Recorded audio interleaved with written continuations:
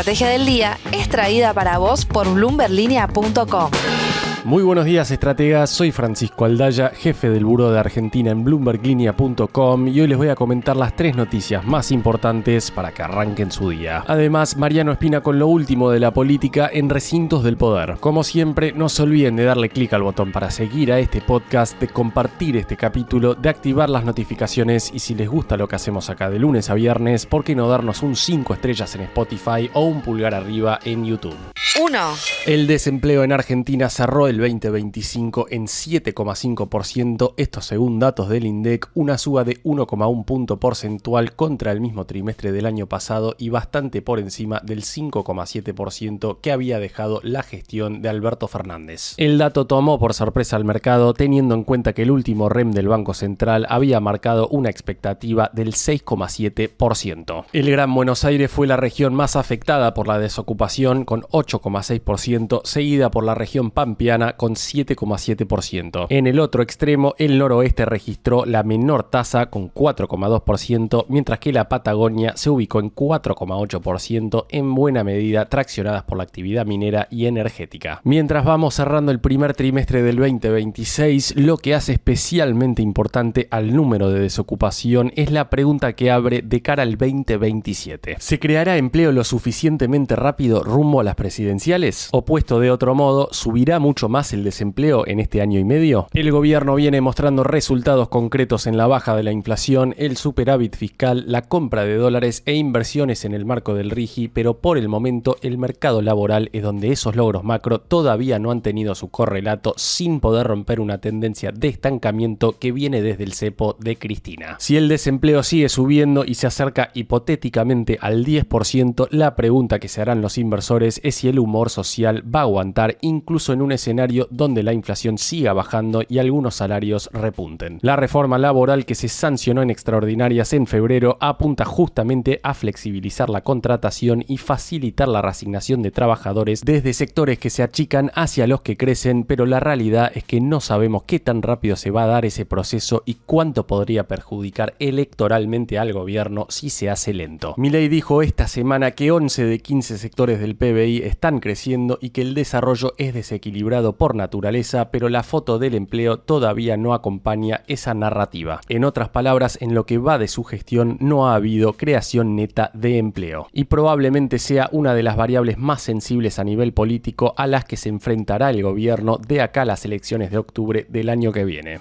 2. En línea con lo que les comentaba recién, se va haciendo cada vez más importante que baje el riesgo país y por ende el costo de financiamiento para las empresas argentinas. Ayer las noticias podrían haber sido peores desde la Fed, pero aún así el mercado no reaccionó de la mejor manera, aunque hay que tener en cuenta que también está afectando los ánimos la guerra en Medio Oriente. La Fed mantuvo las tasas en un rango de 3,5 a 3,75% por segunda reunión consecutiva y sigue proyectando un recorte este año y otro en el 2027. El tono de Powell en su conferencia de prensa fue lo que marcó la jornada. Reconoció que los avances a la hora de bajar la inflación fueron más lentos de lo esperado y por otro lado describió a la economía como atrapada entre presiones contrapuestas. Por un lado, riesgos en materia de empleo que indican la necesidad de bajar las tasas y riesgos al alza para la inflación que requerirían de lo contrario. En sus palabras, estamos en una situación difícil. La Fed corrigió al alza sus proyecciones para la inflación anual del 2026 de 2,4 a 2,7% y también subió sus estimaciones para la núcleo que excluye alimentos y energía. Así las cosas, el S&P 500 cayó 1,4% ayer, el Dow Jones cedió 1,7% y el Nasdaq por su parte bajó 1,4%. El crudo Brent cayó 0,5% para cerrar en $110, quedando bien arriba de todas formas después de que Irán advirtiera que los activos energéticos en el Golfo son ahora objetivos legítimos. Eso como reacción a que Israel y Estados Unidos atacaran uno de los mayores campos de gas del mundo en Irán este miércoles. El oro cayó por sexta rueda consecutiva arriba, presionado por el dólar, mientras que el Bitcoin cayó cerca de 4,5% a la hora de grabar este podcast para ubicarse en torno a los $71.300. Como resumió el analista de Wells Fargo Luis Alvarado, el balance de riesgos ha cambiado y el umbral para recortar tasas ha aumentado de manera significativa. Powell, por su parte, descartó hablar de esta inflación, pero el mercado ya está empezando a ponerle precio a un escenario donde la inflación no cede y el empleo se debilita.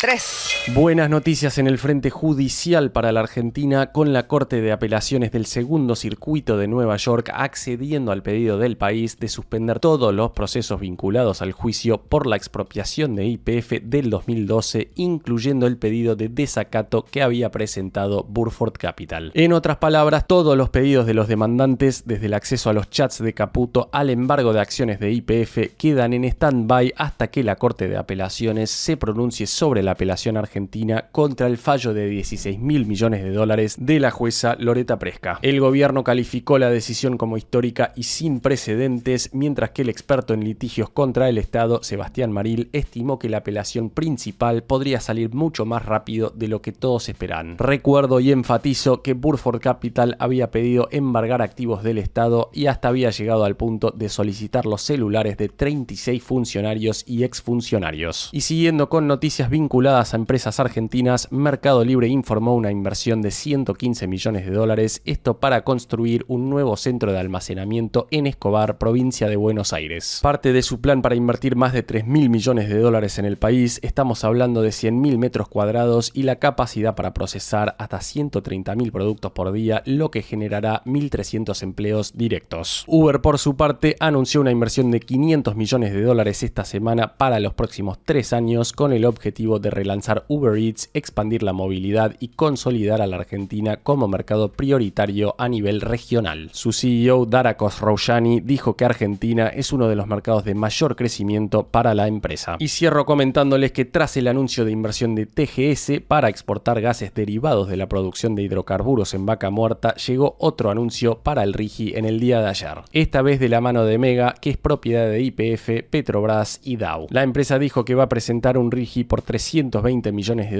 para continuar ampliando la capacidad de producción de líquidos de gas derivados de la producción en Vaca Muerta. Como te comentaba la semana pasada, estamos hablando de subproductos como el etano, propano y butano.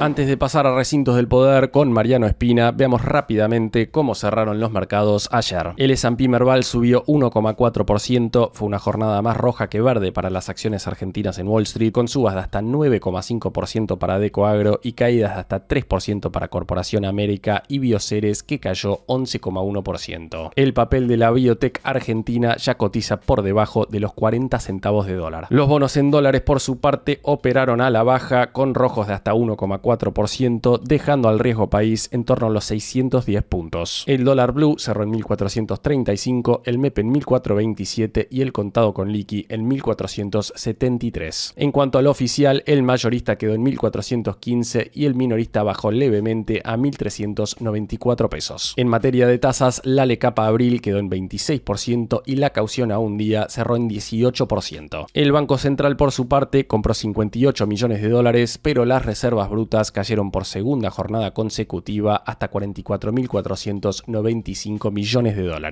Recintos del poder. Y ahora, Mariano Espina, contanos por favor qué está pasando en el mundo de la política argentina. Un nuevo conflicto ambiental asoma entre Argentina y Uruguay a casi 20 años de la disputa por las papeleras. Esta vez, la discusión gira en torno a un proyecto del país vecino que prevé inversiones por $5.000 millones para la construcción de una planta de hidrógeno verde y combustibles sintéticos en Paysandú, sobre el río Uruguay, frente a la ciudad entrerriana de Colón. El gobernador de Entre Ríos, Rogelio Frigerio, pide la relocalización de la planta al considerar que este tipo de inversiones industriales afecta al turismo local al generar humo y mal olor frente a las playas más visitadas de la provincia del Litoral. Además, amenazó en recurrir a la justicia internacional de no alcanzar un acuerdo. Respondió el presidente de Uruguay, Yamandu Orsi, dijo que está dispuesto a ayudar, pero que se trata de decisiones del sector privado con sugerencia del Estado. El gobernador del PRO cuenta con el apoyo apoyo de los diputados peronistas en este reclamo. Guillermo Michel, ex titular de la aduana durante la gestión de Sergio Massa en el Ministerio de Economía, presentó una demanda civil contra el Estado de Uruguay y la empresa HIF ante el incumplimiento del Estatuto del Río Uruguay y la jurisprudencia de la Corte Internacional de La Haya en el caso de Botnia. Según el diputado nacional, Uruguay amenaza unilateralmente otorgando autorizaciones, permisos y aceptando documentación de la firma empresarial por fuera de la Comisión Administradora del Río Uruguay. Aún en este contexto, el presidente uruguayo aseguró que va a lograr acuerdos con Argentina en línea de garantizar el cuidado ambiental y el desarrollo turístico. La frase del día. Antes de irnos, escuchemos lo que dijo el presidente de la Fed, Jerome Powell, en su conferencia de prensa ayer, en lo que fue la primera señal pública de que planea quedarse en el cargo más allá de mayo. No tengo intención de abandonar la junta directiva hasta que la investigación haya concluido en forma definitiva, con transparencia y de manera concluyente. Powell se refería a la investigación del Departamento de Justicia sobre la Fed, sobre su gasto operativo que muchos ven como presión de Trump para que baje las tasas. Si el Senado no confirma a Kevin Warsh antes de que termine su mandato como presidente en mayo, Powell ejercería como presidente interino. Una pulseada institucional que suma al ya complejo escenario que enfrenta la política monetaria estadounidense. Esto fue un nuevo capítulo de la Estrategia del Día Argentina. Yo soy Francisco Aldaya, jefe del Buró de Argentina de Bloomberg Línea, y me podés seguir en X en @franaldaya. No se olviden de darle clic al botón para seguir a este podcast y a la campanita para que se enteren al instante cada vez que sale un capítulo de lunes a viernes. Espero que tengas una gran jornada productiva. Esto fue La Estrategia del Día Argentina, escrito y narrado por Francisco Aldaya. Producido por Arturo Luna y Daniela Hernández. Que tengas un día muy productivo.